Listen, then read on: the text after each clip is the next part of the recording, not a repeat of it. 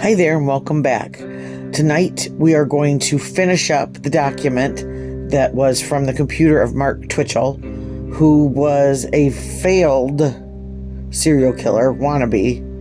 And again, just to refresh everybody, this document basically went step by step of how he failed his first attempt and then succeeded in his second attempt to take someone's life, and subsequently how to hide him. And this is the big piece, that one of the biggest things that got him convicted. The jury only took 5 hours and came back with a guilty verdict. He swears this was just a screenplay for a movie that he was doing. So let's get to it and let's finish. Incineration. I had looked into buying an actual batch incinerator, something with the pressure and heat needed to get the job done. The problem with those are that they cost upwards of $5,000 to acquire, and I wouldn't be in a position to make that purchase for another month or two. I had a jerry can of gasoline in my trunk and a steel drum, though. Close enough. Monday morning, and I had some free time to myself, at least until 4:30 in the afternoon, when the wife expected me to be back home. To keep the illusion of my day job up, I would leave earlier on Mondays to pretend I had to be in a Monday morning meeting. I went straight to my kill room. I lined my trunk with plastic sheeting and stuffed the body bags in. I laid the drum across the back seat and stuffed my garbage bags into it to save space and extra trips. I took everything to my parents' house. They were gone during the day and had a nice fenced backyard for privacy. My arms were very sore. Maybe the athletic event leading into the weekend had been quite jarring, but I was experiencing shooting pain that was clearly a result of pinched nerves in my back. I didn't have time or money to see a chiropractor, but I would use the massage chair I gave my wife for Christmas one year several times later that night. In the meantime, though, everything was a chore. Lifting the barrel, lifting the bags out of the trunk. They were all accompanied by soreness and agitation. At some point, my arms would recoil sharply in exhaustion from pushing them no further than what felt like an average hoisting. I doused the first bag, which contained the torso pieces, in gasoline after dropping it into a barrel. I lit a match and tossed it. The instant whoosh of flames, consuming flammable liquid, exploded from the top and the burn began. I had placed the barrel squarely in the center of the yard. It was a broad daylight, but everything was sealed in bags so no one could see anything, especially not the burning process. I've heard that there is no smell like that of a burning fleshy person. If I had a sense of smell, I may have taken note, but I lack that particular member of the 5 sense groups, so you won't get any dramatic descriptions from me. I imagine it smells like barbecue steak mixed with singed hair. When you cut up a person, you realize we are really no different than animals. We're just sacks of meat at the end of the day. The internal muscles and tissue of the human body look like a whole lot like steak, actually. In fact, if properly trimmed and packaged, I believe most people would have a hard time telling them apart. Maybe they taste different, but I never felt the compulsion to cross that line. I could see the curiosity that Dahmer had, and I understand the mentality behind why he did it. I just don't think that way, and I'm not about to eat any meat that's been dead and sitting out for days, regardless of the source. It tends to change how one views a sirloin when it comes to the table, though. I checked on my burning waste and added more gas. Not straight out of the jerry can, of course. I'm not up for any Darwin Awards. I poured some into a coffee cup and dumped accordingly. I repeated that 3 times when I realized it wasn't doing anything. The pain in my arms became merely the start of my problems. My biggest issue now was the complete lack of effectiveness this method of disposal had. As if it weren't bad enough, I heard sirens. Now in my kill room's neighborhood, sirens are customary, and you know it's time to worry when you don't hear them on a nightly basis. But in this nice, sweet little schoolyard area, sirens mean something significant. Someone spotted the smoke and called the fire department. I now had 2 very big reasons to put the fire out. I doused the fire in water, extinguishing it immediately. The smoke dissipated, and almost as if the fire crew knew exactly what was happening, the siren stopped. It could have been a massive coincidence, but I heavily doubt it.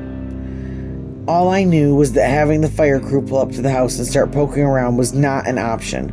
Granted, a charred and cut up torso looks somewhat similar to a couple pieces of big beef, but any closer inspection would expose me, and that wouldn't do.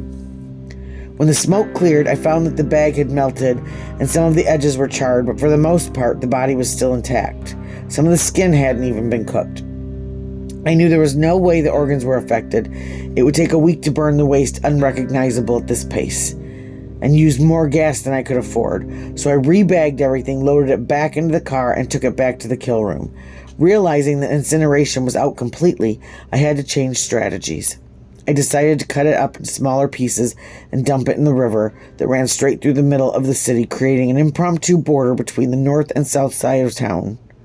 I didn't have time for that the same afternoon. It would have to wait a day or two. After the day's activities were complete, I headed home a little earlier. I played with Zoe, watching her while Tess took a shower and relaxed. I fed the child dinner, gave her a bath, and then it would be time for her to go to sleep. Zoe slept straight through the night, only a week after she was born. The kids loved sleeping, and by 7 months on the planet, she was out for 12 straight hours every night starting at 7:30 p.m. Like I said, lucky. As Tess settled in on the living room couch to watch her evening programs, I jumped on the computer. Lacey was online and I began chatting with her. At first it was cordial, loosely discussing plans to get together again. I was looking forward to having her again, and I know how she felt the same way. We were both getting impatient, and it was showing in our conversations. Neither one of us had experienced anything nearly as good as each other in the 8 years we had been apart. Her relationships were with pathetic losers who preferred playing online games over actual human affection, and when they did get in the mood, they lasted for only a couple minutes at a time. I never understood how a guy could do that so easily with so little self-control, lasting less than 10 minutes. I always loved taking my time, and Lacey felt the same way. My first marriage was heated all the way through, but this meant the fighting was just as intense as the lovemaking. It became too much to handle. Besides, I got married for all the wrong reasons the first time. Getting into a relationship just because I thought I was ready. I was very young, only 21 at the time, and too stupid to realize the truth. My wife was less attractive than me and a little overweight, but cute. At any rate, it didn't last. The second best experience I ever had was with the Laotian girl I was essentially using for my rebound, but of course she didn't see it that way. She was under the impression we were a long-term thing, and we might have been if I wasn't so screwed up. She could hold her own in marathons and would actually say, almost out of breath after we were done, "How can anyone go for 3 hours straight?" So when Lacey popped up on the instant messenger inviting me to her place for a late-night rendezvous, I did everything in my power to make it happen. I knew I would need to wait until Tess was in bed so I could safely sneak out. I could easily spend the night at Lacey's house since I could pass off not being there in the morning as getting an early start. But even though Tess was tired and wanting to go to bed early, it just didn't happen. She stayed up, delaying my departure, and I knew there was a solid hour-and-a-half drive time to get to Lacey's. As Tess was going to bed, I took my computer bag into the living room, telling her I was going to stay up and write for a while. She accepted with no reserve and went to bed. In 2 minutes, I was out the door. I jumped into the car and headed out to Lacey's as fast as I could. Too fast, in fact. I was pulled over for speeding on the freeway. I did another round of top-notch acting, pretending to give a crap about breaking the posted speed limit, and begged for him to go easy on me. He gave me a ticket anyway, but at least it was less than half the price it could have been, and I also appreciated how quick he was about it. I was back on the road in 5 minutes flat. I remember thinking how hilarious and dramatically ironic it was that the cop had pulled over a cold-blooded murderer who had dismembered a body in his rented garage not too far away and had no clue what was going on. He just did his duty and took off. Now every time I passed a police car on the road, I chuckled to myself. I got to Lacey's without further incident. She let me inside, dressed in her pajamas, and no sooner had I dropped my bag on the floor than we were making out intensely. We moved to her bedroom and shut the door to keep her dogs out. We kissed passionately in juicy anticipation of what was coming next. She lay on her bed and opened her pajamas to reveal a sexy set of lingerie-style undies. The bottoms were a thong, which always got me insanely turned on. Now this next part has quite a graphic scene. It says SK Confessions temporary file overlap. So he's gone back to the beginning of he and Lacey's relationship and done this temporary file that he was probably going to add in later on. It says, Lacey looked better than I had ever remembered her. A decade ago, at the tender age of 24, she was gorgeous but still not as fine as she looked this very night in question. She had been hitting the gym, gone tanning to prepare for her vacation, and had taken up the hobby of belly dancing.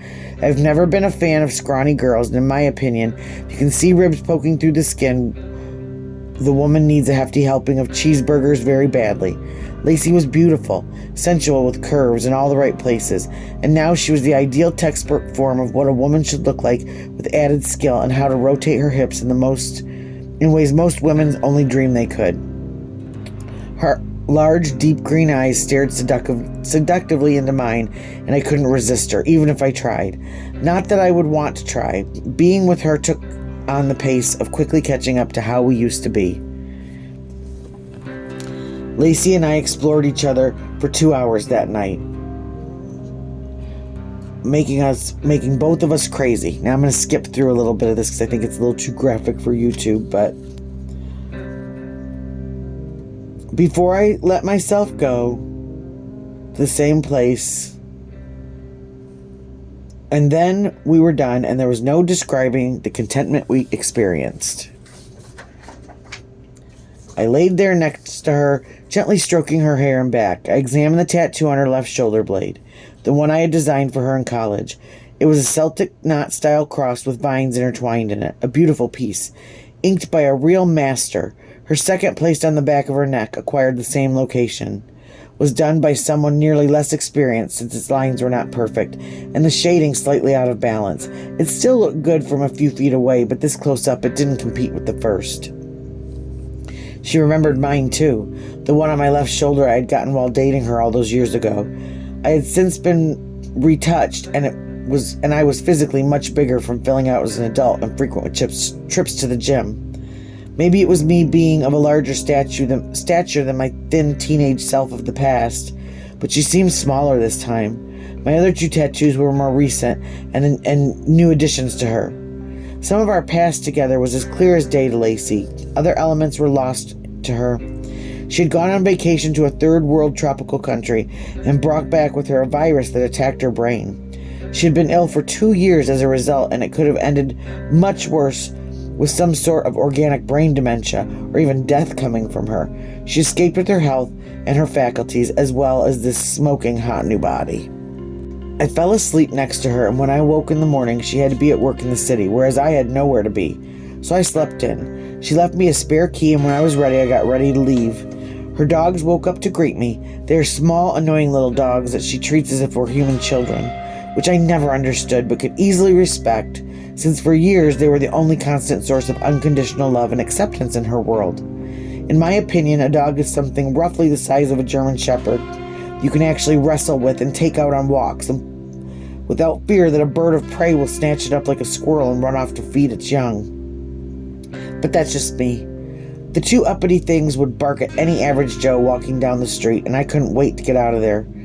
Lacey had left the TV on, so I turned it off, thinking that it would obviously be a tremendous waste of energy, since I highly doubted a dog could get anything out of watching The View. I packed up my things and left her spare key under a statue on her front porch before I took off for the day. I had work to do. It was time to assess the situation again. I had a hatchback with body parts in the trunk locked inside a garage. I still had to sweep clean. I had waste to dispose of and tracks to erase. I had no idea who this guy was and who he had talked to on the interim periods between his first arrival at my lair and his last. So for all I knew, some of his friends out there could even have the exact address, or at the very least detailed descriptions of how to get there. If I ever figured out a safe, quick way of rendering my victims unconscious at another location without witnesses or forensic evidence left behind, I would do that. But for now, this system was fine as long as I stuck to strict adherence of the plan. I headed straight for my kill room to deal with my mess. First things first, I grabbed breakfast from a Denny's that was up the street from my sanctuary. My moons over my hammy was especially dangerous, and I had to stop by a 7-Eleven to pick up a chocolate milk and a large French vanilla latte. This meal would keep me satisfied for at least a couple hours. I made sure to pick up some snacks for the days as well. When I arrived on the street of my kill room, I approached cautiously, as always, just in case. Each time prior, there were no fanfare of police and ambulance gathered around the front or back. No one had accidentally found anything and called it in. No weird smells were emitting from the place, and very well shouldn't be, considering everything was sealed and still fresh. I got inside and prepared for what my day would be like. The night's rest had numbed the great majority of my nerve pain, and I felt fine to continue. I began by taking the bags out of the Mazda and placing them on the floor next to my butcher table. I double-sheeted the table, this time placing my processing kit, my cleaver, and my galvanized pipe at one end, my ammonia cleaning supplies and paper towels on the other. I placed plastic sheeting around the table on the floor as well, and moved the steel drum over within leaning distance with a brand new empty hefty bag in it to catch the waste. The next step was to prep myself. I wouldn't allow any blood and guts to get on me today. I used some of my plastic sheeting and duct tape to fashion a makeshift apron for myself. I picked up new, much higher grade plastic abrasive cleaner resistant gloves, and then duct taped 2 grocery bags around my shoes to keep them clean also. I wore a basic white painter's mask to keep fumes away from me and take some of the edge off the ammonia smell. I picked up the bag first and set it on the table. I put my cutting board on the table to prevent my knives from accidentally puncturing or tearing holes in my plastic sheeting, which I suspected may have played a role in drenching my table's surface last time. I had previously closed the bags by twisting the ends and wrapping the tightest part with duct tape, so this time I just cut them open with the short knife. I took one of the arms. It was stiff and cold, rigor mortis having set in by now. It was also quite brisk outside today, since it was fall heading into winter. I was grateful for the temperature though, since my outfit was warm and it would be doing quite a bit of physical activity today. I chose the butcher knife to start out with and simply shaved the meat from the bone downward motion. I didn't bother getting every single shred, since I knew the once dumped in the river, it would come off completely in a timely fashion. When it was cleared, each slab would look like a cutlet sitting on a table. I put each chunk in the cutting board and used the fillet knife to slice them into smaller pieces. When I was satisfied with my medallion-sized portions, I tossed them into the garbage bag. Very little mess was made at first. I repeated the process with the legs, thighs, and upper arms, routinely shaving them off, placing the bones in a pile and the meat into smaller pieces before tying them into a bag. When the bag got somehow heavy to lift easily, I closed it off in the same fashion as the originals and got a new one. Once in a while, I would take a break, check my email, answer a few phone calls, check the status of my eBay page, and have a bag of chips. I got a message from Lacey on Facebook commenting on how hot the night was and how she was looking forward to the next time. I fantasized about the night before and how Lacey had been a total blank star in the sack. I was incredibly lucky when I realized 2 hours had passed. I decided to get the rest of the waste dealt with as soon as possible so I could take as much of the afternoon off as possible. Every couple of body parts I would need to clean and sharpen my knives since they were doing a lot of work going through so much material. I decided to do the head next. I'm going to skip that part. But basically he works on it so that it couldn't be visually identified. This way, if someone did see it floating in a river, they would think nothing of it anyway. I used a pipe to knock out teeth, eliminating dental records as a form of ID. I broke the jaw and used scissors to cut ligaments, ripping the jaw clean from the head and its multiple pieces held together only by tissue at this point. So he goes on to talk about using the knife to destroy his eyes. He hit him with the pipe again to bust his skull open. At this point, he was only fueled by curiosity to see the human brain live and in person, since I had never seen it before. I realized I was spending too much time and tossed it into a new hefty bag and moved on. Next came the 2 heavy torso pieces. My arm pain flared up, hoisting them to the table, then subsided by simply mentally pushing it out of the way. I began with the lower portion. I removed everything else taking up space and then took it apart. Removing the skin and the flesh was easy. These were the chunks that I tried to burn the first time, so the skin was charred in some places, making it more stiff in some places and easy to cut. Let's see. I immediately thought of the movie Alive and how well the rugby team must have feasted on this part of the human body while trapped in the Andes. But the freezer burn from the bodies being in the snow and frozen solid might have ruined the experience.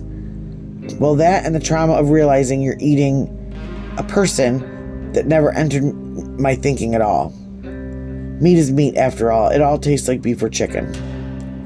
Once that was processed, I moved on to the upper torso. He describes taking it apart. Once everything else had been removed, I was surprised how closely it resembled a turkey. This was the messy portion. All of the blood that hadn't come out was inside this piece, trapped in the lungs, still close to the heart. I dumped it out on the table, not quite enough to overflow the floor, but anything but messy nonetheless. Let's see. He finishes up with the torso. He said that it reminded him of emptying out a pumpkin for Halloween. Somehow, every single event in life would have a whole new perspective to it. Carving a pumpkin and spilling its guts would now carry double meaning. So would slicing up steak, carving Thanksgiving turkey, or laying plastic down to prepare for a painting the family room. This experience changed my sense of place in the world forever. I felt stronger somehow above other people. I felt like the proud owner of a very dark secret that no one would ever be in on. Things that I said to people would carry double entendres like they hadn't before. Oh honey, work was murder today. Would be more literal than Tess would ever know. When the body was dealt with, I used paper towels to soak up as much of the blood spill on the table so it wouldn't flow into unprotected floor in the cleanup process. My makeshift outfit went into a separate trash bag, one designated for secondary waste, not body parts. All table plastic and surrounding plastic got rolled up and tossed accordingly. At first, it appeared my double sheeting on the table did its job, but upon final reveal, it turned out I needed to scrub with stain remover again. High-grade stuff next time for sure. I felt good about this. My plan now involved simply waiting for dark to come so I could visit a bridge. I opened the garage door, satisfied that nothing conspicuous was showing to the outside, and unlocked my car, which I had parked closer to the back door this time for easier transfer.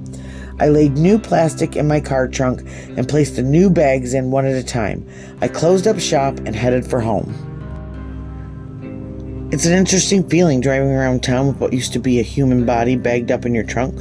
No one has any idea they are stopped at a light right next to a serial killer with what could very well be one of their friends now. Just sacks of meat parts in a hidden compartment. It made me wonder, in all of my 10 years of driving around, had I ever unknowingly passed a vehicle or sat parked at a red light next to someone just like I would be one day? It blew my mind. I stuck to the posted speed limits, signaled when I changed lanes, and didn't push any yellow lights whatsoever. I'm convinced that car insurance companies would get exceedingly rich from not paying claims, and hospital traffic would slow to a crawl on major holidays if everyone drove as if they had a dead man in their trunk. And a mortal fear of going to jail for 25 to life in the event they ever got pulled over and a policeman decided to check their car's contents. I got home without incident and went through my evening routine with ease. I hopped on the instant messenger to find Lacey online. Only this conversation was not a happy one at all. It had taken a terrible turn for the worse. She was horribly depressed from reflecting on her past relationship situations and behaving erratically. She said she couldn't continue to see me because she was messed up and didn't want to put that on me, even though I expressly said to her that her and I could take things at whatever pace she felt comfortable with. But it was more than that. Lacey had discovered her ex-husband had met the clinical definition of a sociopath. The epiphany didn't come from consulting a psychiatrist. It came from finding a detailed article on the internet that outlined what male sociopaths do to the women they shack up with. In it, she found all of his most redeeming qualities: chronic pathological lying, using and abusing his partner, scamming everyone around him, treating other people with a total lack of respect or regard for their well-being. What really pushed her over the edge was reading all of the traits of women who usually fall for people like this and brought the problem onto herself. She was certain there were several things terribly wrong with her, and tonight that had spiraled into contemplating taking her own life. I was completely taken by surprise and had no idea what to do. This wasn't her usual bummed out attitude when reflecting on the years wasted with idiots who couldn't appreciate her. Both her ex-husband and boyfriend she had shortly after, whom she had recently dumped for neglecting her and mistreating her much the same way. This was different. She was repeating back to me something I had said about how those who threaten taking their own lives usually don't mean it, unless they have a specific plan laid out. That's when I panicked. She talked about pills, wondering what 4 would do, and I remember thinking it depended entirely on what one it was, the difference between sickness and death. I couldn't take chances. I begged her not to do it and used every phrase to dissuade her until the words "too late" popped onto my screen. I did the only thing I could think of that was left. I picked up my phone and dialed 911. 911 emergency. Hi, I've just been chatting online with a friend who has threatened to take her own life. Okay, what's your name, sir? Darren Ascott. It was obviously not my real name, but that was irrelevant. And your friend's name? Lacey Barrett. And where are you, sir? I'm in Bloomington Heights. And where is she? She lives in Whetstone. How long have you known her? 10 years. Did she say she was going to do this, or how? She didn't specify why, which was true. She didn't say, and my guesses were still only assumptions. She talked about pills. Do you have her address? I answered with the exact numbered address where she lived. Okay, we're sending people out right now. Thank you. Just in case Lacey was still awake, I got back on the instant messenger and typed in, I just called 911. She responded, shocked and appalled. She said I was being ridiculous, and I asked her what else she could possibly expect me to do under the circumstances. The next message was hilarious. You are adding to my stress level, which I could only reply, your stress level? She was emotional and crashing, and it was completely understandable. Her ex-husband fit the sociopath profile, draining her of all her self-esteem, leaving the wondering if she was an alien or something. To follow it up, her most recent boyfriend was in his early 30s, still living at home with his mother, had abused and neglected her in the same way, blowing her off throughout their entire relationship and regularly cheating on her. But that wasn't enough for this clown. When she finally mustered the courage to dump him once and for all, he had the sickening gall to prey on her compassionate nature by sending her countless messages begging to get her back. He didn't do it because he genuinely cared about her needs or health, only to control and manipulate her using her bleeding heart to her own detriment. Lacey showed me his messages, and they instantly reminded me of a 4-year-old throwing a temper tantrum to get what he wants from parents who haven't established clear rules and consequences. Everything was, I need, I want, you need to give me, rather than any of it being about her. With my consolation and my step-by-step coaching and transition of his true meaning and intentions, I helped her decode his bull. While she was with him, her sleep patterns were horribly disrupted. She woke up at all times during the night in cold sweats, had to wear mouth guards to stop her teeth from being worn away by grinding, and she was still on antidepressants, which weren't even appropriate for her body's chemistry. This guy did a real number on her, and he was even so close to being next on my short list. Getting his personal information from her had been exceedingly easy. I would email her questions like, what's his street address? What's his full name? And what's his email address? I expected a tiny amount of screening from her, like asking me why I wanted to know. But all I got was direct answers, almost like she was encouraging me. I doubt the information would have been so readily available if she knew the intimate details of my new hobby. I don't copycat the style of Dexter Morgan. I don't have steady access to high-power tranquilizers or free time to stalk somebody to get to know their routine well enough. I also don't keep souvenirs or trophies, so I don't own a rosewood box with blood slides or anything quaint like that. My butchering tools are also more hands-on rather than going powered, since high-speed spinning devices tend to make more spatter and mess, and I'd like to avoid a total bloodbath if I can. Lacey sent me an email the next morning apologizing for the hurtful things she said to me when I had called the response units. She regaled me with her tales of how the night went, the psych pro they sent, and the adventures of being poked, prodded, examined, and so forth. I was just glad to hear she still had a pulse. I told her she could repay me for saving her life by never doing that ever again. Lacey has people in her life besides me who love her and depend on her. Even those two runt mutts would lose their spoiled lifestyle with her gone. I just couldn't stand the thought that a pig like Evan would be the reason she took her own life. He was so much lower than scum on the food chain, it would be nothing short of tragic to pay him any kind of compliment by making him think he was that important or had that much impact on anyone's life. And he was messed up enough to take it as a compliment, too. The night had taken a lot out of me so far, and I just wasn't up to dumping a body out in the middle of nowhere. I was blasted, so I decided to hit the sack and get up early to do it in the morning. It was halfway through the fall anyway, and it would stay dark until 8 a.m. I got up at 5.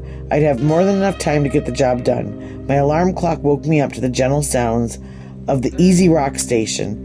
That beeping noise all alarm clocks have drives aggravation and annoyance into my bone marrow when I hear it.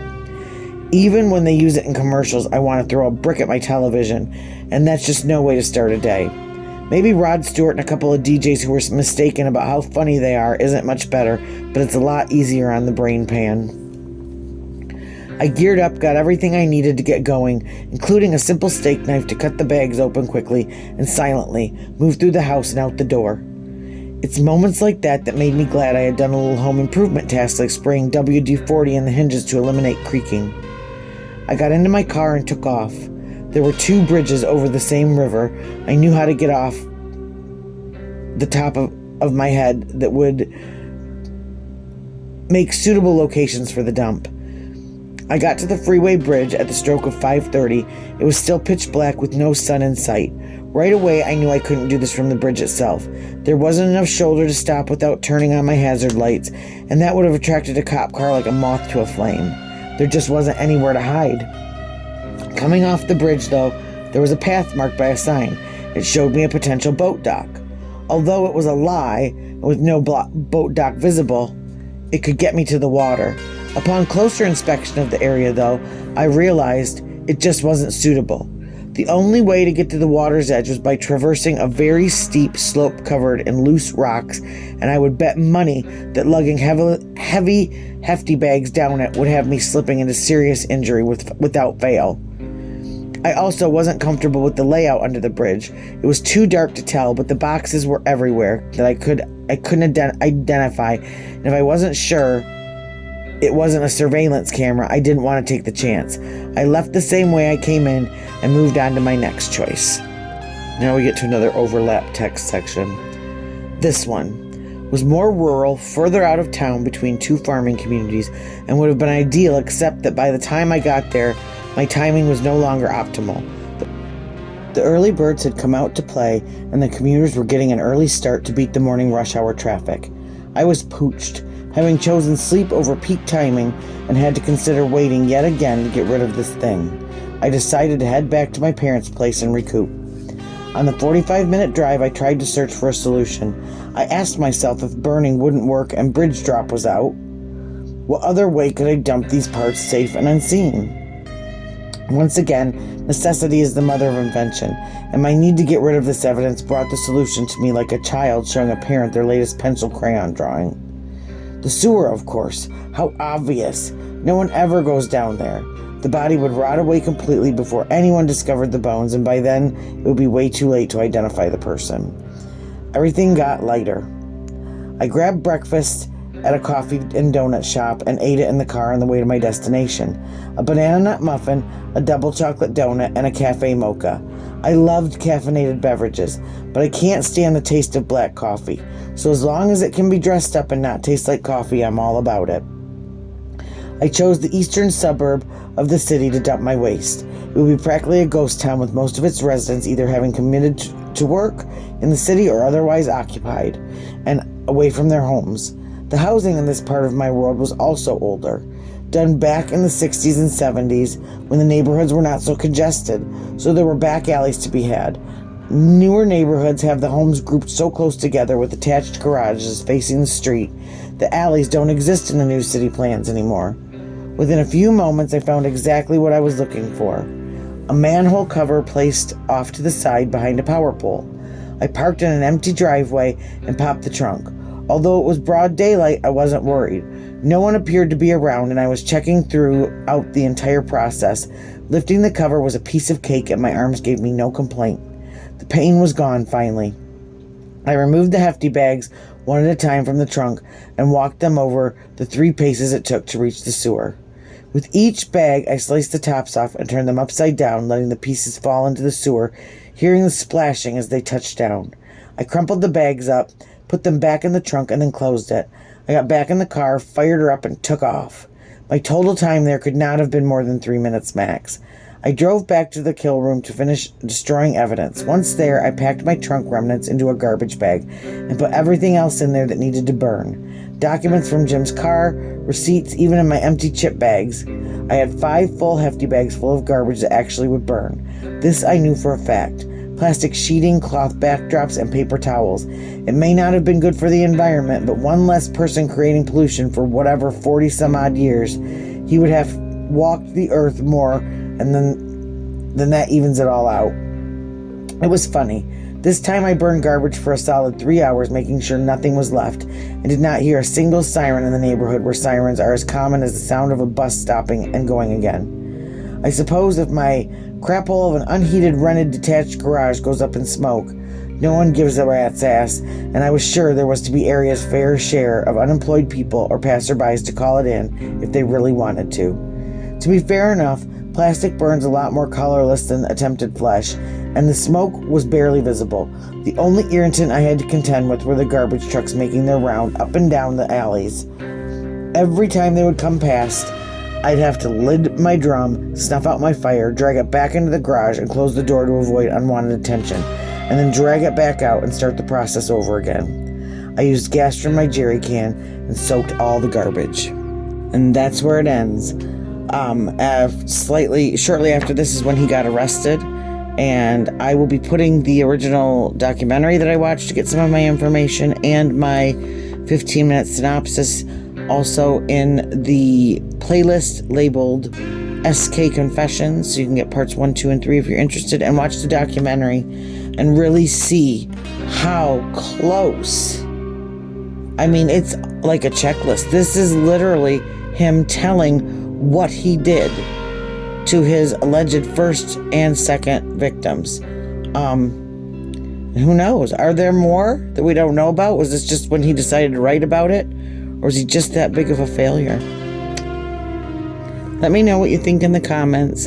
And yeah, so just absolute craziness to think about that these people like this are walking next to us every single day. So everyone have a great night. Thanks for taking the time to listen.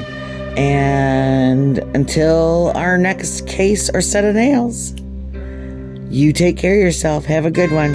Cutsy out.